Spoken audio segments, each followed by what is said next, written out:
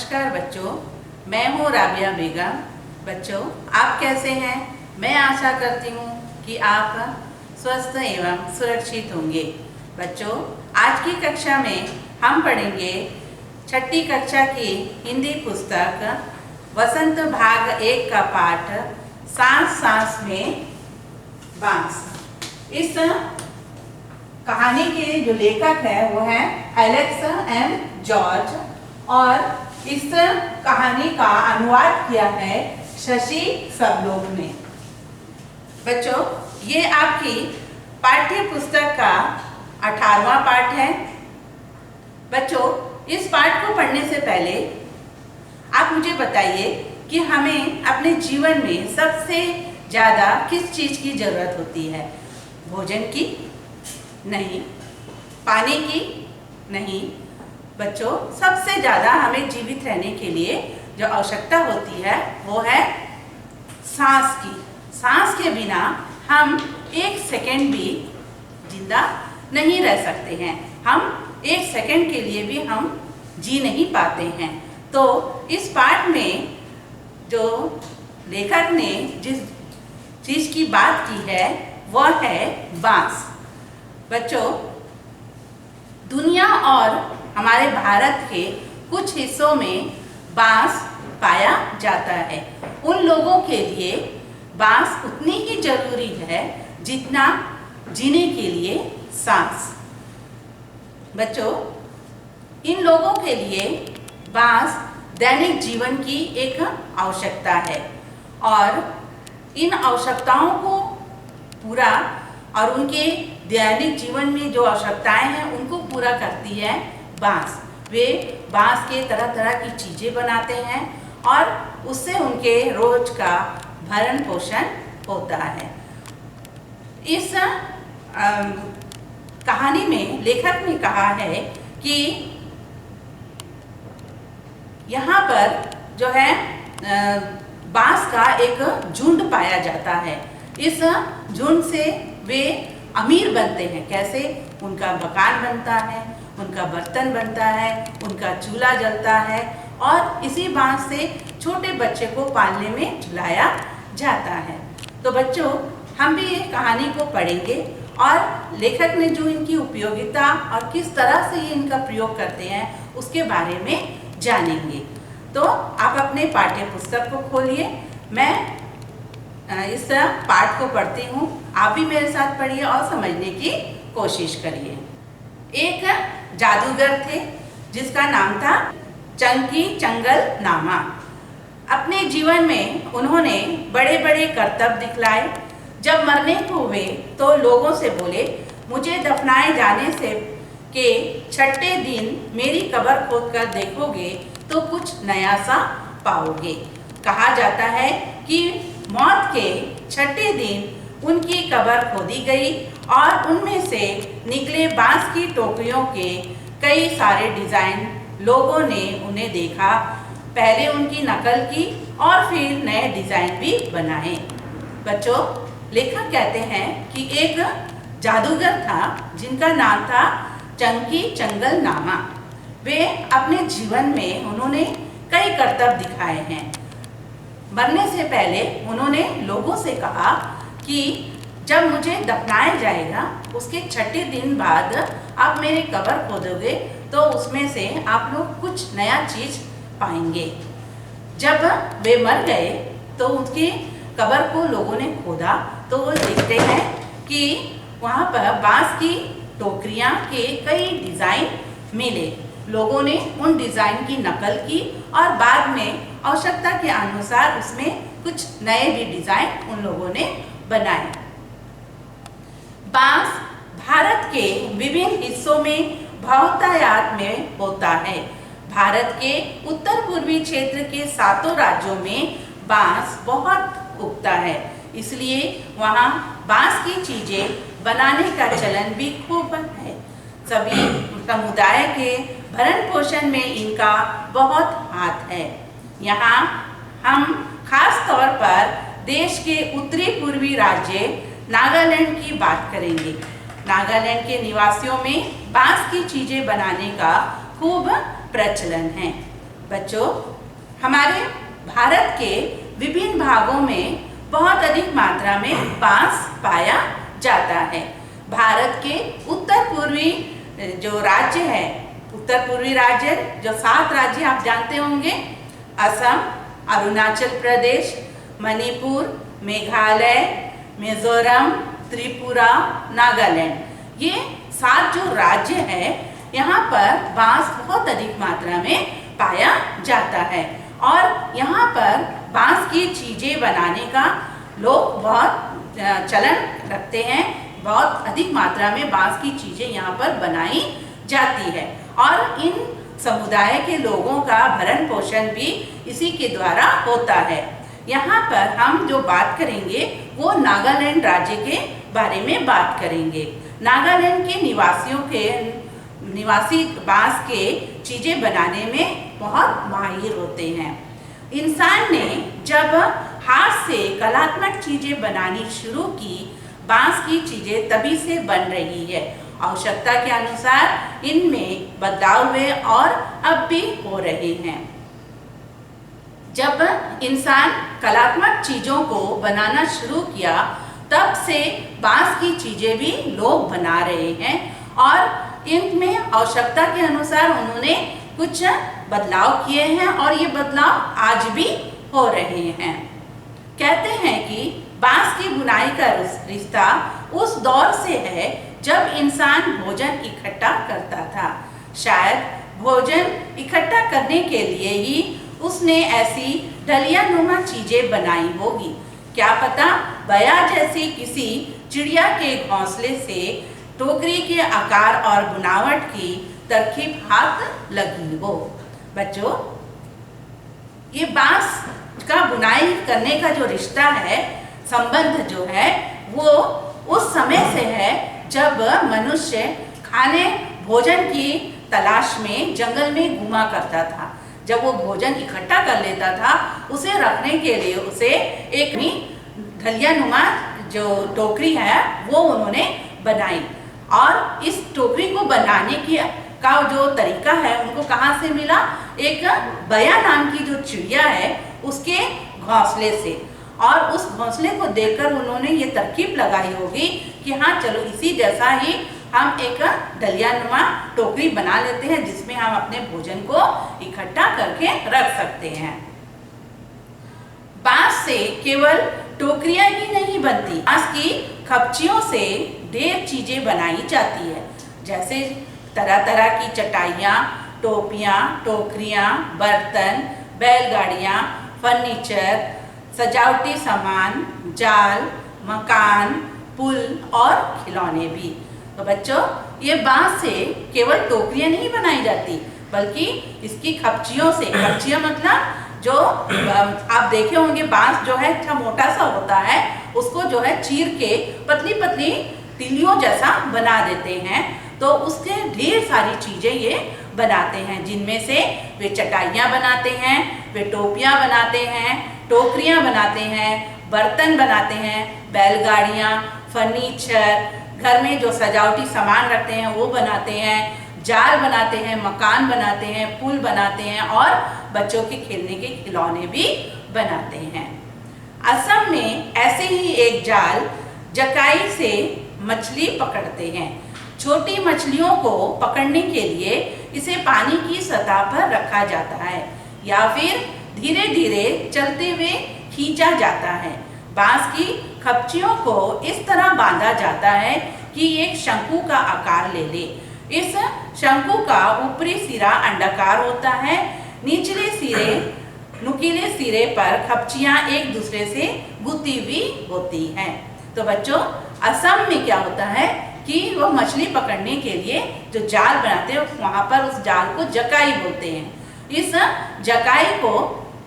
जकाई से वे छोटी मछलियों को पकड़ते हैं और इस जकाई का जो शेप होता है वो इस तरह होता है कि इसका एक हिस्सा इसका नुकीला होता है और ये इस तरह रहता है।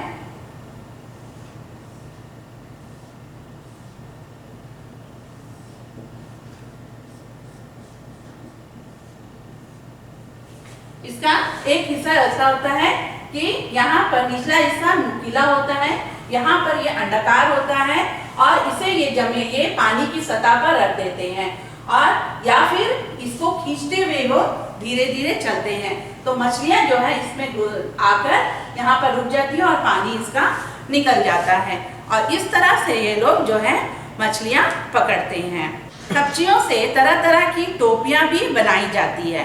असम के चाय बागानों के चित्रों में तुम्हें लोग ऐसी टोपियाँ पहने दिख जाएंगे और हाँ, उनकी पीठ पर टंगी बांस की बड़ी सी टोकरी देखना ना भूलना। तो बच्चों, इन खपचियों से, इन बम्बू की जो पतली पतली तीलियां हैं, इनसे जो है ये टोपियां भी बनाते हैं। ये टोपियां ये जो है आप आसाम के जो चाय बागान, अगर आप कभी जो कोई चाय बागान में आप गए होंगे या फिर आप चित्रों में या फिर पिक्चर में आप देखे होंगे कि आसाम में जो चाय बागान में वहाँ पर जो काम करने वाले जो लोग होते हैं वो अपने सर पर इन बांस की टोपियां पहनते हैं और अपने पीठ पर जो है टोकरी लगाते हैं और वो टोकरी भी बांस की बनी होती है जिसमें ये पत्तियां तोड़ तोड़ कर उसमें इकट्ठे करते हैं। जुलाई से अक्टूबर घनघोर बारिश के महीने, यानी लोगों के पास बहुत सारा खाली वक्त या कहो आसमान के जंगलों से बांस इकट्ठा करने का सही वक्त। बच्चों, यहाँ पर जुलाई से अक्टूबर के महीने में बहुत बारिश होती है और इस बारिश के कारण लोगों के पास कोई काम नहीं होता, वे खाली बैठे रहते हैं। ऐसे समय में ये क्या करते हैं कि आसपास के जंगलों में बांस इकट्ठा करने के लिए चले जाते हैं। आमतौर पर ये 1 से 3 साल की उम्र वाले बांस काटते हैं। बूढ़े बांस सख्त होते हैं और टूट भी जाते हैं। बांस ये शाखाएं और पत्तियों अलग कर दी जाती है। इसके बाद ऐसे बांसों को चुना जाता है जिसमें गांठें दूर दूर होती हैं। आमतौर पर ये लोग जो बांस इकट्ठे करते हैं वो 1 से लेके 3 साल के जो बांस होते हैं उनका प्रयोग करते हैं। जो बूढ़े बांस होते हैं, मतलब 3 साल से जो ज़्यादा से अधिक उम्र के जो होते हैं, उन बांसों का ये प्रयोग नहीं करते क्योंकि ये सख्त होते हैं और जब इनको मोड़ना होता है तो ये टूट जाते हैं, इसलिए उस बांस को ये प्रयोग नहीं करते हैं। तो 1 से लेके 3 साल वाले जो बांस है उनका प्रयोग ये करते हैं। इनको काट कर ले आते हैं और बांस की जो शाखाएं होती है और इनकी जो पत्तियां होती है, इनको ये दांव से या छुरी से काट कर इसे अलग कर देते हैं। और ऐसे बांस को ये लोग चुनते हैं जिनकी जो गांठें होती है वो दूर दूर होती है। जैसे ये बांस होता है तो इसकी जो गांठें, जैसे गांठ यहाँ पर होती है तो एक गांठें ऐसे दूर दूर तक जो है इनकी गांठें होती है। इस तरह के बांस को ये चुनते हैं। और जो दांव होता है, दांव से इन बांसों को जो है काट कर इनकी पतली पतली जो है खपचियां तैयार की जाती है। ये खपचियां की जो है इनकी लंबाई पहले से तय की जाती है, मतलब क्या चीज उन्हें बनाना है। या तो इन्हें जैसे आसन, बैठने के लिए आसन बनाना है तो उसके लिए एक गांठ जो है वो काफी होता है। और अगर समझ लो टोकरियां बनाना है तो 3-4 गांठें वाली कपचियां जो है इनका प्रयोग करते हैं। तो ये इसको काटने के लिए इनकी लंबाई जो है वो पहले से ये तय कर लेते हैं। आमतौर पर कपचियों की चौड़ाई 1 इंच से ज्यादा नहीं होती है। तो ये जो तीलियां जो बनाते हैं ये लोग, तो ये जो पतली पतली इनकी तीलियां जो है ये 1 इंच बस इतनी ही रहती है। चौड़ी चौड़ी तीलियां ये नहीं बनाती क्योंकि चौड़ी तीलियां से कुछ भी काम नहीं बनता है। अब इन कपचियों को ये लोग क्या करते हैं, छीलते हैं। छील कर जो है इनको काफी लचीली बना देते हैं और इनको काफी चमकीला भी बना देते हैं। और ये जो कपचियों को जो चीरना होता है ये बहुत उस्तादी का काम होता है। हाथों की कलाकारी के बिना कपचियों की मोटाई को बराबर बनाए रखना आसान नहीं होता है और इस हुनर को सीखने में काफी समय भी लगता है। टोकरी बनाने से पहले कपचियों को चिकना बनाना बहुत जरूरी है। यहाँ फिर दांव का काम होता है। कपची बाएं हाथ में होती है और दांव दाएं हाथ में। दांव का धराधर सिरा खपची को दबाए रखता है, जबकि तर्जनी दांव के एकदम नीचे होती है। इस स्थिति में बाएं हाथ से खपची को बाहर की ओर खींचा जाता है।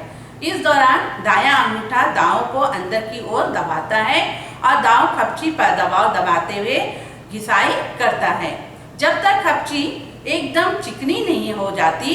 यह प्रक्रिया दोहराई जाती है।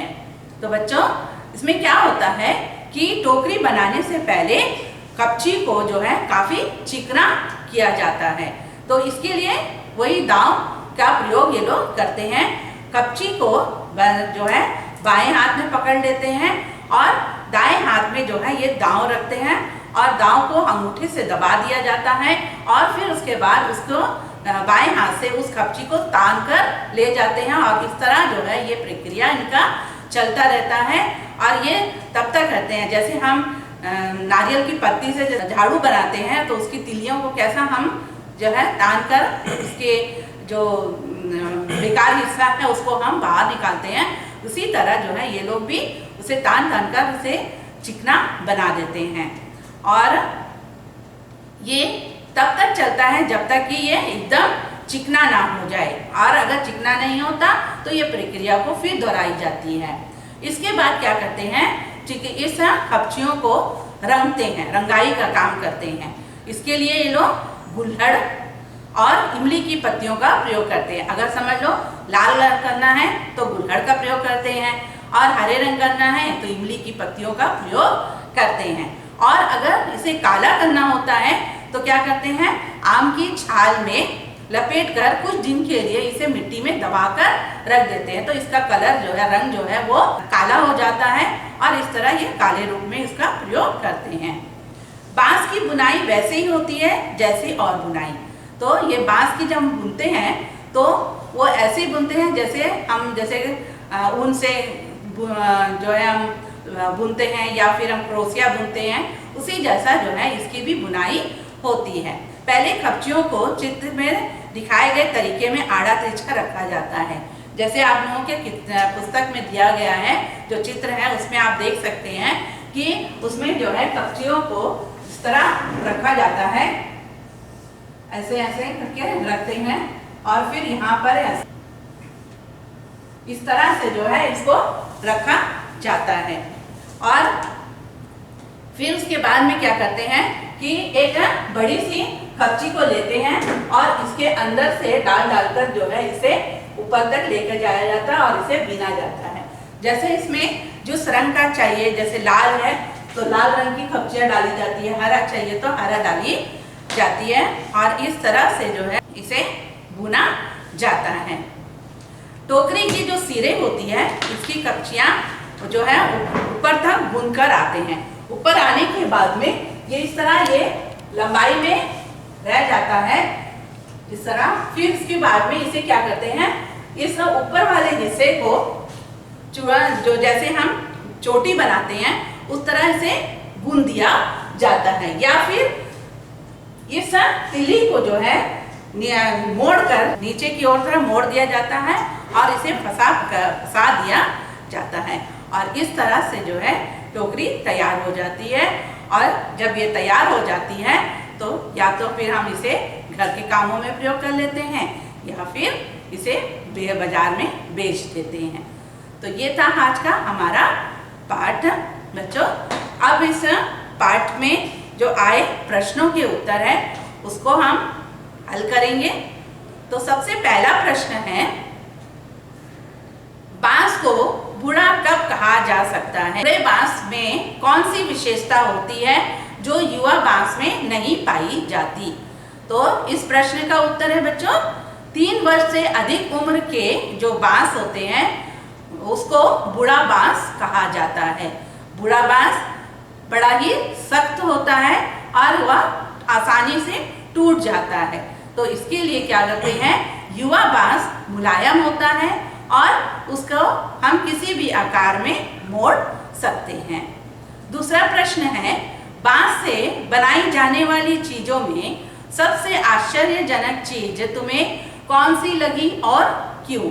तो बांस से बनाई जाने वाली चीजों में सबसे आश्चर्यजनक चीज मुझे मछली पकड़ने वाला जाल यानी जकाई लगी।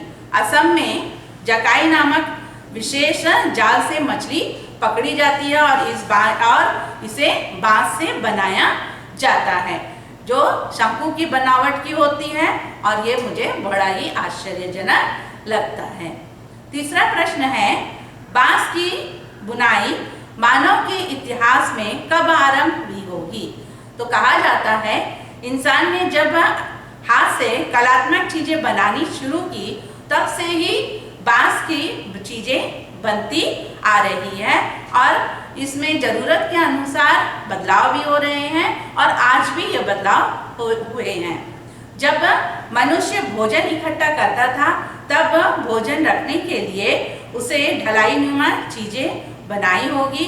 क्या पता इसकी तरकीब उन्हें बया नामक चिड़िया के घोंसले से मिली होगी।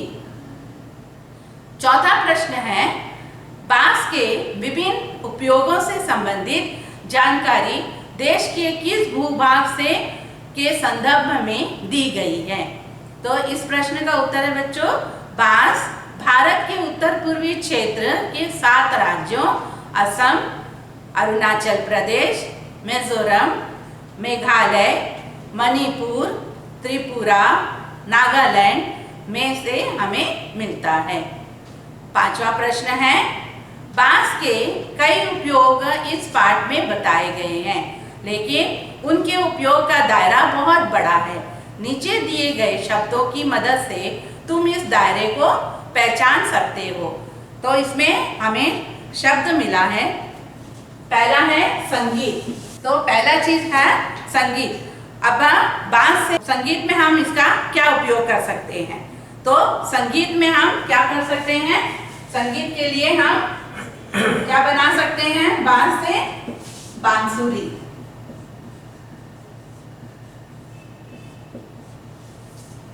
अब है मच्छर। मच्छर के लिए हम क्या करेंगे? बांस में क्या उपयोग करेंगे? तो मच्छर के लिए क्या करेंगे? बांस का पत्ता, जिसे हम जलाकर मच्छर को भगा सकते हैं। फिर है तीसरा है फर्नीचर। फर्नीचर से क्या है? घर का सजावटी सामान जो है उसका हम प्रयोग कर सकते हैं। उसके बाद है प्रकाशन। तो प्रकाशन से क्या है? कागज बनाना, है ना।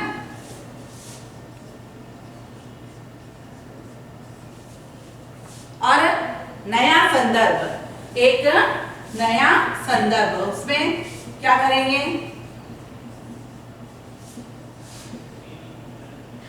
नया संदर्भ में जैसे अचार, ठीक है, अचार। तो इसकी जो छोटी छोटी कलियां हैं, जो एकदम नई नई कलियां होती है, उससे जो है क्या करते हैं? अचार बनाते हैं, मकान बनाते हैं और औजार बनाते हैं। उसके बाद बच्चों छठा प्रश्न देखिए, इस लेख में दैनिक उपयोग की चीजें बनाने के लिए बांस का उल्लेख प्राकृतिक संसाधन के रूप में हुआ है। नीचे दिए गए प्राकृतिक संसाधन से दैनिक उपयोग की कौन कौन सी चीजें बनाई जाती है? तो प्राकृतिक संसाधन में क्या होता है कि पहले चमड़ा। अब चमड़ा से हम दैनिक उपयोग की कौन कौन सी चीजें बनाते हैं? जैसे जूते बनते हैं, है ना, और बेल्ट बनते हैं, पर्स बनते हैं, थैला बनते हैं। ये सारी चीजें क्या हैं? चमड़ा से बनाया जाता है। फिर है घास के तिनके। घास के तिनके से क्या बनता है? हमारे दैनिक उपयोग की वस्तुएं। इसमें घास से जमीन में जो बैठने के आसन बनाते हैं, फिर टोकरियां बनाई जाती है। उसके बाद है पेड़ की छाल। पेड़ की छाल से क्या बनता है? अगरबत्ती बनती है, कागज बनते हैं, ठीक है। फिर है गोबर। गोबर से उपले बनते हैं, दवाइयाँ बनती है, खाद बनते हैं। और लास्ट है आखिरी वाली मिट्टी।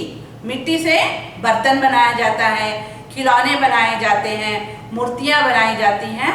ये सारी चीज़ें इनका बनते हैं, जो हमारे दैनिक उपयोग की वस्तुएं हैं, जिन्हें हम अपने दैनिक में प्रयोग हर दिन जो है हम इसका प्रयोग कर सकते हैं। तो ये था आज का पाठ बच्चों। तो मुझे उम्मीद है कि आप लोगों को ये पाठ जरूर समझ आया होगा।